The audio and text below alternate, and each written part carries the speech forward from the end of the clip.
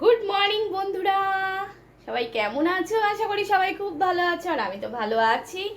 আর চা কিন্তু খাওয়া হলো এই সবে, তা রেখে দিচ্ছি কাপটা, চায়ের কাপটা রেখে চলো আজ কি কি রান্না করলাম, মানে রান্না হচ্ছে, চলো তোমাদের সাথে সেটা শেয়ার করি কেমন।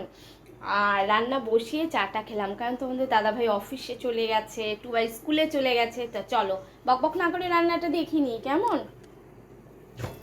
এই দেখো চিকেন বসে গেছে, চিকেন বসে গেছে, দেখেছো?